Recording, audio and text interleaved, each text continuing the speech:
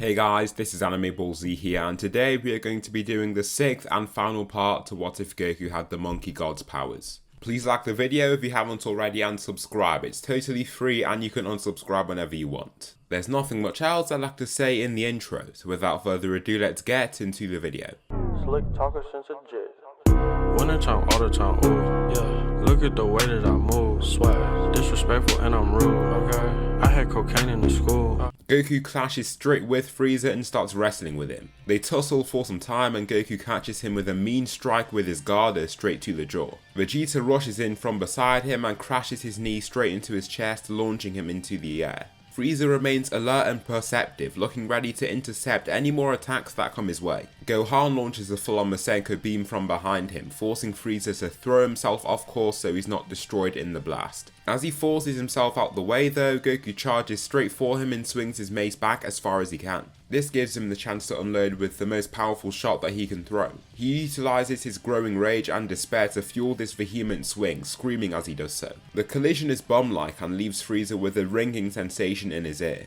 Grabbing his ear in pain, he looks down to see a literal pool of blood resting in his palm. He just looks forward in shock before he is overwhelmed by the rage that grows inside him. He charges straight for Goku only to receive a big bang attack from Vegeta to the side. This attack launches him through the sky in a cloud of smoke that slowly thins to reveal his bleeding body once again. Once he comes to slow himself down, his skin returns to white and he can't believe that this has happened. No, this can't be happening, Frieza whispers to himself, taken aback by the sight of his ordinary form. Just as he begins to grow angrier and angrier, he goes on to try and shout to then just receive an arrow straight to his chest. The arrow whistles through the air and in this lesser form, Frieza can't properly react. Coughing out blood, the arrow is made to take down demons like him. The malevolent Frieza drops to his knees, struggling to raise up as these three enraged Saiyans stroll up to him. You killed our children, and you now must pay with your own life, Goku shouts, letting an arrow fly right into his neck. Coughing out blood from the pain, Vegeta finishes the fighter off with a final punch that takes the life out of him. Frieza has been defeated. Following this, the Dragon Balls are gathered to allow for Goten and Trunks to be revived. Here what now comes is the Tournament of Power. Goku, Gohan, Vegeta and Piccolo continue their training and two people start showing great progress toward the power of Ultra Instinct. These are Goku and Piccolo. In a spar with each other, both fighters unlock the form of UI Omen. When Piccolo is in the form, he is not a Saiyan and so his body doesn't always form a transformation to incorporate the technique. Instead, it just gives him glowing eyes and a UI aura and that's pretty much it. The two have a great battle where pretty much all of their attacks they throw at each other don't properly land. Now for the previous fight between Goku and Toppo, Goku shows a stellar performance and takes down Toppo with ease. This alarms the surrounding universes because he managed to take down a literal god of destruction in training. The other universes won't be able to just summon a fighter of similar strength. However, Goku's hiding his main trump card, Ultra Instinct. The tournament is soon to begin and Universe 7 form their squad. The members are Goku, Vegeta, Gohan, Piccolo, Krillin, Tien, Yamcha, Goten, Trunks and Masaroshi. Goten and Trunks are needed to fill up the ranks with the most powerful people that they can. The fight soon begins and the humans stay close together because they feel a little scared about just wandering off alone. They feel like they'll be stronger if they stay close together. I mean, it's their only chance of actually doing something in this event. Goku is first attacked by the likes of the Pride Troopers who arrogantly believe that they can take him down altogether. What's a little durable body to them? After several fights, they've become experienced and synchronized as a battle unit. Taking somebody down stronger than them individually shouldn't be much of a challenge for them. The numerous soldiers fly straight off at Goku who evades their attacks with ease. Even without using Ultra Instinct, it certainly looks like he's in that state. The way he flows around each attack is like that of a fluid. Just as it's about to land on him, he makes just the right movement so that it doesn't. Here Goku takes down every fighter with ease and moves on to the next targets. Across from them, Piccolo and Gohan have arrived at Toppo, who confidently stands before them. Toppo powers up, smirking as his white beard flows in his aura. He speeds off toward the two, first clashing with Piccolo. The two fighters stop right in place and Piccolo takes the full-on force behind his advance easily. The impact causes the ground to crack, but it's not like Piccolo is hurt himself. Another few punches come his way, but he parries or manages them easily. When he sees the opportunity, he throws back numerous strikes that Toppo struggles to deal with. Wildly swinging, desperate to land at least one hit on Piccolo, he swiftly slips under it and strikes him so hard in the stomach that he coughs out blood and saliva. Staggering away, he grits his teeth and decides to up the stakes, using his aura of a god form. He is immediately imbued with and invigorated by the power of God Ki, making him level stronger. He charges straight back toward Piccolo and takes him off guard by his increase in speed. He manages to land a punch to his jaw, launching him several meters back in the process. Gohan, seeing his comrade receive such a strike, wants to step in right away to try and help. "No, Gohan, you won't be needed here," Piccolo claims, wiping the blood from his mouth. He spits out the remaining blood in his mouth and powers up himself.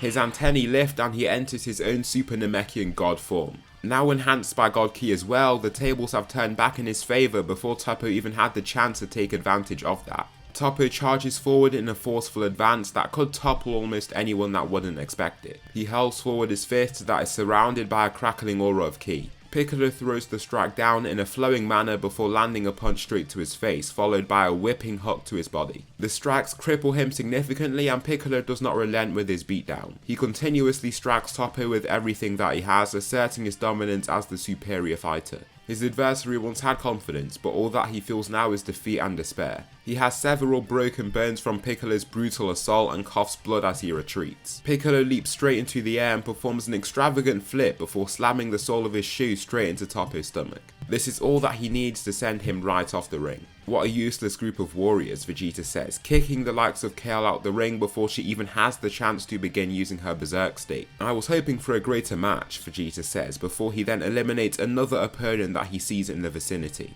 "I was hoping for the same too. It looks like we'll be winning this tournament quite quickly then. It makes sense from all our training," Piccolo says back. "It does. Nobody should be able to match us after training under an angel. Hell, I'm sure we could take down a bunch of the gods of destruction that sit up there," Vegeta confidently claims, pridefully giving powerful gazes into the crowd. Goku locks straight onto Jiren, charges at him and throws a punch to begin their fight. He lands it straight on his body and he swiftly sees that there is no movement at all. He takes the attack like it was just a light shove and Goku steps back before he is hit himself. For some reason though, Jiren doesn't even bother attacking him in his retreat. Goku is a little puzzled by his unwillingness to fight and takes this instead as a challenge. Powering up into Super Saiyan 3, he roars and shoots himself forward. This new state gives him a more battle-tailored mind and he isn't willing to joke around any longer. Throwing the most powerful punch that he can in this state, he manages to knock Jiren back a step. The Grey Fighter looks alarmed by his powerful strike and looks ready to try and take on some of the other attacks that will be bound to come his way. Goku continues on with a combination of attacks consisting of punches and kicks. Feinting with a jab to the face, he zips around his body to land and hurl a kick straight at his jaw from the back. Jiren is caught by the strike and his torso is thrown right off balance, but that's all that really happens. Wow, what a tough cookie, Goku thinks, before upping his form to Super Saiyan God. In this pristine new godly state, he feels like this will be enough. No, it will be above and beyond what he needs. Jiren tries to attack him, this time infuriated by his inability to hurt him. Jiren slugs forward his fist and lands. The shockwave created catches the attention of some of the surrounding fighters. As the likes of Vegeta, Gohan and Piccolo catch a glimpse of what's happening, they then turn their heads. They can sense Jiren's key signature and know that he won't be enough. It's a done deal for Jiren now. Goku takes another punch to his gut with ease, swerving right out the way of one aimed at his head. A kick then is hurled straight at his lower torso, but he parries the hit so that practically no damage or pain is caused. In this godly state of his, the gap between him and Jiren only continues to grow. Jiren's power is constant and he is revealing a large portion of what he has reserved here, while Goku is nowhere near his full power. Goku was entertained and very interested in getting a fight with Jiren, but now sees that it will be of no use to him if he continues to literally just stand where he is. It's pretty annoying that he has to fight in this way and so seeks to end this properly. Speed blitzing Jiren, he wallops him with a single strike before he has the chance to show off his full power. He is thrown right off the ring and the Universe are given the win soon after. The Universe win in a spectacular fashion, with most of the lesser fighters not even able to eliminate a single target. The others were quick to sweep up the enemies and allow the weaker fighters to last a disproportionately long amount of time. Now what is to come is the Broly movie. Here, Frieza isn't alive because he never participated in the Tournament of Power. As a pure manifestation of evil and after killing the likes of Goten and Trunks, he isn't exactly given the luxury of a body or any sort of privileges really. This means there is no Frieza to take him off planet though. Instead, something odd happens as Goku is meditating on Earth. Earth. In his training, he senses an odd signature appear out of nowhere. The group are just trying to spend some time with their families as of right now, rejoicing after their achievements in the Tournament of Power. He senses quite a strong individual, and his power signature only seems to be increasing. He isn't aware of any other people in the universe as strong as this, and decides to check things out to see what's going on. Taking a bespoke spaceship fabricated by Bulma with his interests in mind, he is off to see what's happening. Gohan has quite a bit of work at the moment, and Vegeta isn't bothered about going to look for some weak signature. Piccolo also remains meditating on Earth and is waiting to see what Goku finds. Arriving on planet Vampa, he soon meets the likes of Paragus. "Hey, over here," Paragus calls out with sheer desperation. Goku is already looking in his direction and flies over to see what's going on. Landing ahead of them, he has his Garda ready to go along with his bow fastened to his back. Here he meets Broly for the first time and takes him back to Earth, where Paragus meets Vegeta. "Vegeta," Paragus calls out, gritting his teeth with fury. "What about it? Who are you?" Vegeta asks, as Paragus only seems to get angrier and angrier. "You must be a son. Your selfish father banished us because he was scared of my son's power. He nearly killed us to make sure that you would stay in the limelight," Paragus shouts, causing Goku to stand in between them. "I don't speak for my father. My father wasn't the most moral man and did things in the past that I would not exactly co-sign," Vegeta replies. "Don't worry about things like that. Things have changed now, I'm sure," Goku insists, slowly but surely placating the aged Saiyan. "You say your son was sent away because he was too strong. Just how strong is he?"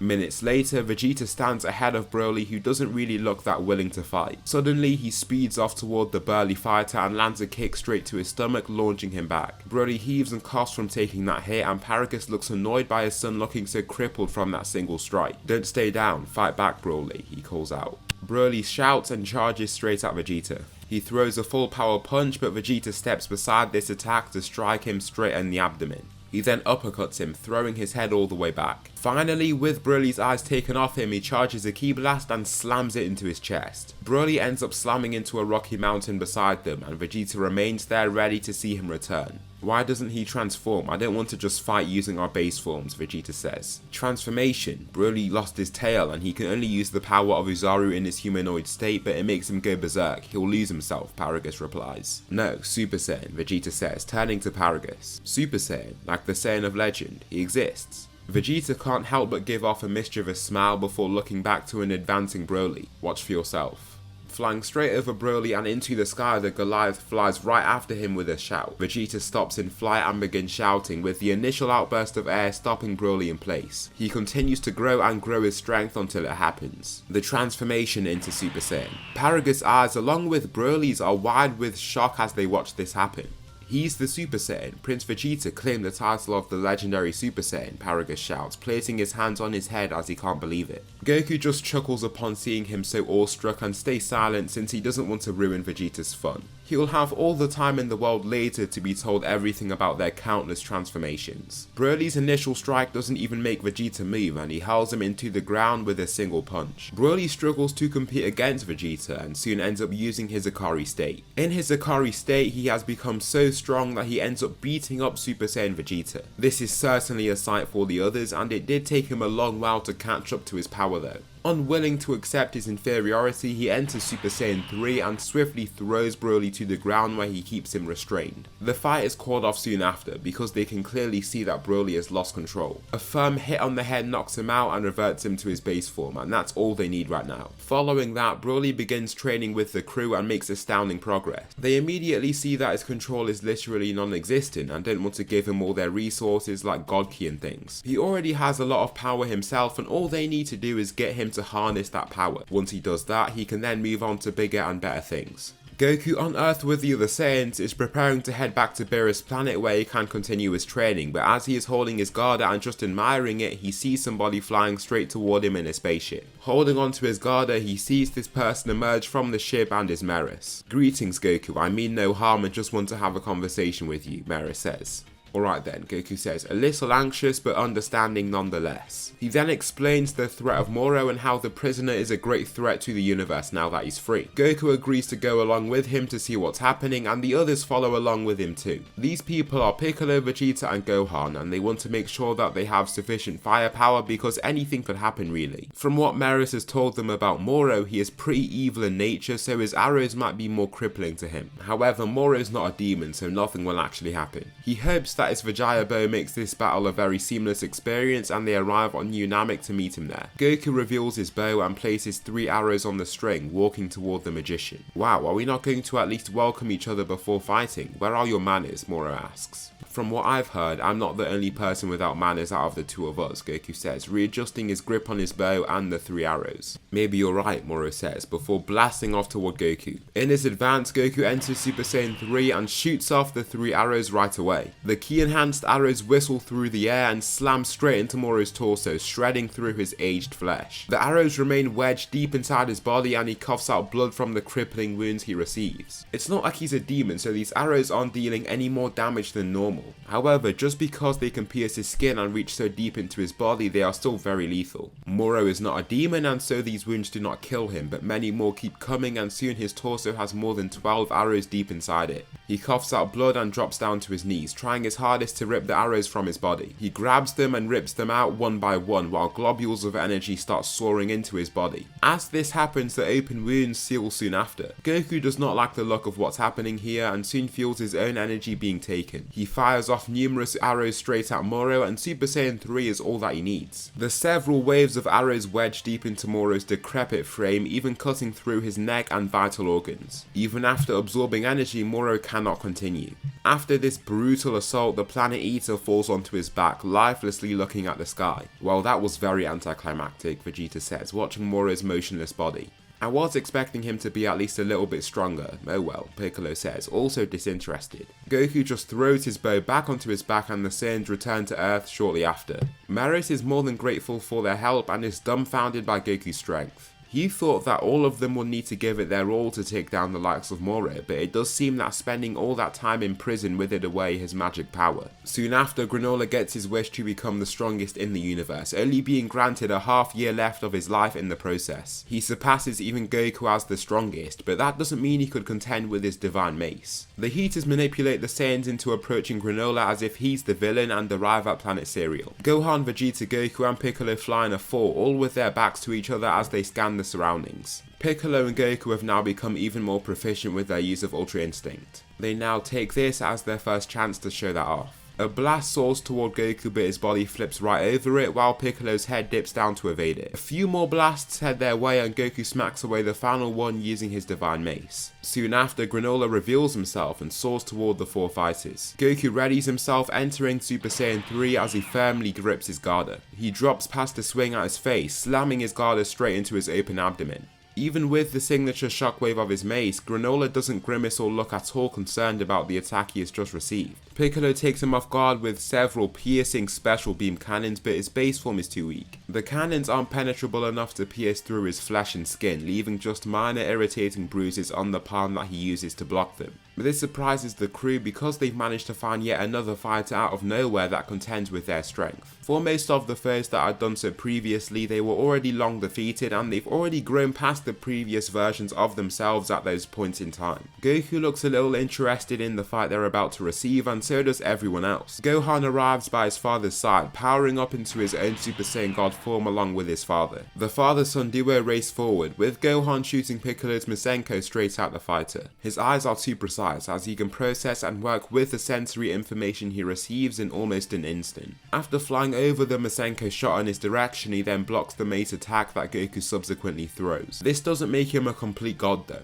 Gohan is smart enough to take advantage of the weaknesses in his style, finding chinks in the armor. He lands a punch straight onto his chest, being prepared for the strike that is to come his way. He receives a powerful punch, but it only lands on his forearms, meaning that most of the force behind it is only applied through his arms and not his whole body. Goku then fires off an arrow at Granola with his eyes currently away from him, but he snaps onto the flying arrow with ease. Tracking it like a robot, a single key blast from his index finger destroys the arrow before it can even reach him. Whoa, Goku says, taken aback by this fighter's speed and skill. Even after fighting adept mages like Moro and other fighters, they never seem to be able to handle arrows just as well as Granola seems to have done just now. Gohan is taken aback by his speed and suddenly gets rocked by a punch straight to his head. Another then lands on one of his vital points. The two fighters retreat, not looking to just enter a fight blind and lose. As much as they wanted to test the waters, they know what the Heaters have told them. This guy is a threat and they have to take him out now. Both fighters begin shouting and making the area around them rumble from the release of energy. Their voices grow dark as they envelop in pristine auras that resemble the galaxy. Gohan's hair returns to black while Goku's glows up into a silver-white hue.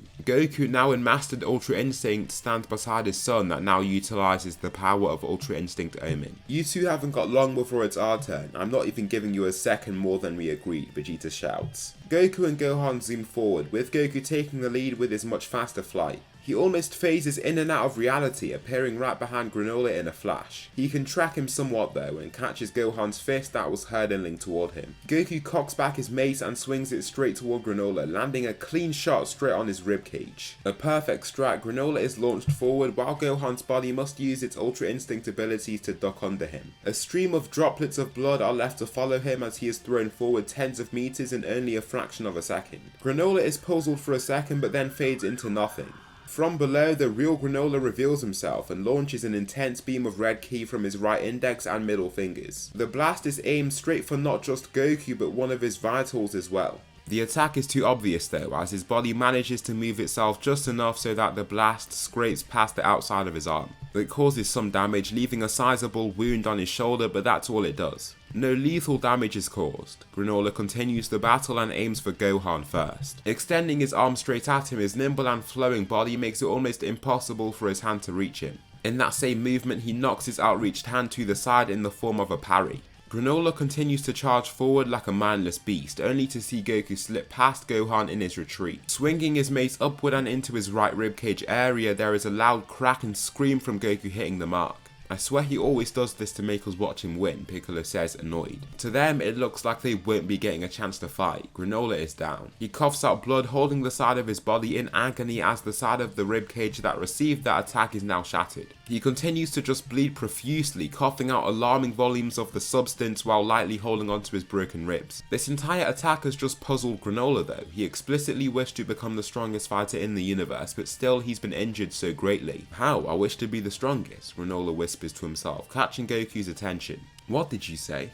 "I wish to become the strongest in the universe. Your attack shouldn't have hurt me as much as it did. I'm supposed to be invincible in this realm," Granola shouts, before coughing from the intense pain in his side. "Oh, it's just this mace thingy I use. It makes my hits much harder for some reason," Goku replies. "I can tell," Granola says, hitting in pain. He is truly and utterly crippled after taking such an impactful attack head on, and is certainly in no shape to continue fighting. Soon after this moment, his Namekian mentor Minato is there to console him. He also heals him and the others. Granola is happy to be back to normal and is sorry about how he previously thought Saiyans were. They did invade his planet and slaughter his people, but he assumed that they were all of that nature. He's just happy to see that's no longer the case from what he's seeing. Soon after though, Gas makes his arrival. The being has wished for himself to become the strongest in the universe, and Vegeta wants a piece of the pie. "It's my turn now. Let me show you the limitless power of the Saiyans. You might overpower us now, but in minutes I'll claim the throne," Vegeta claims. "Let me show you the true power of ego," Vegeta shouts, opening his eyes that are now of a violet hue. In a single power-up alongside Piccolo, the transformation is complete. Piccolo begins using the mastered Ultra Instinct technique, giving him a unique silver skin color. Vegeta enters the form of Ultra Ego that he has attained through training under Beerus for a brief time. Shooting himself forward at Gas, he receives a pitchfork straight to the stomach, then Piccolo is nearly struck with a large battle hammer. However, this hammer that is thrown right at him is too slow and he can dodge it very easily. Piccolo then shouts and launches his special beam cannon, managing to pierce straight through Gas' stomach.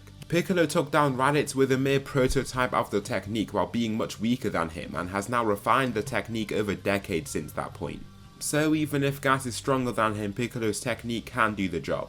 The hole in his stomach leaves him very crippled, and this gives Vegeta the opportunity to pounce. Throwing punch after punch, he continues to beat down the warrior that can barely do anything to protect himself. Vegeta punches Gas straight to the floor, and then Gas creates a large glowing weapon with 4 sharp ends on it. It looks large enough to take a serious jab at one's limbs in one strike, but Vegeta swiftly turns around as he sees it reaching his back and grabs onto it. The weapon lights up even more than it once was, and the entire object is translated into energy through Vegeta's special destruction abilities. Gas is caught in the heat of that blast, and Piccolo shoots yet another special beam cannon to keep him pinned to the ground. The final special beam cannon, piercing his lung, leaves him momentum totally weakened now. The fighters have claimed their victory and Granola has just watched all of this transpire in awe. These fighters are so elegant yet powerful with their attacks and work so well together in battle. He believed that there would be a serious threat with Gas as he had used the same wish that he did.